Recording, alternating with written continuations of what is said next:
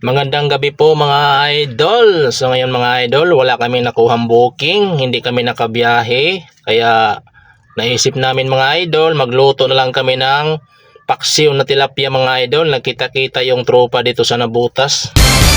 Mga idol, walang biyahe, walang booking. Ang naisip namin, magluto na lang ng tilapia. Paksiw, tingnan nyo mga idol. Kita-kita yung mga tropa dito. Walang biyahe, kaya nagluto kami. Paksiw, masarap to. Ayan mga idol, paksiw namin oh.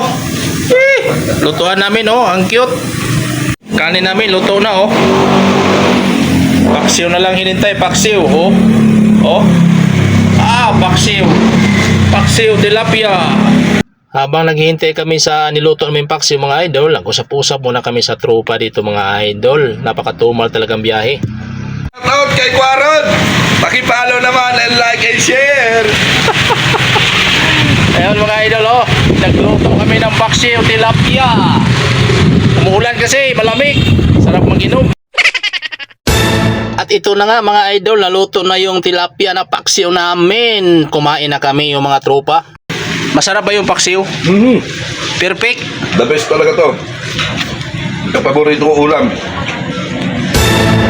Ang sarap pala kumain mga idol, lalo na pag marami kayo mga idol oh. Tapos yung ulam nyo masarap, paksiw na tilapia. May halo na okra at saka broccoli mga idol. Napakasarap yung kain ng mga tropa ko dito mga idol oh. Samantalang ako, video-video muna ako mga idol. Hanggang dito na lang mga idol nagtatapos yung video ko mga idol. Kakain na rin ako kasi sila busog na ako, wala pa eh.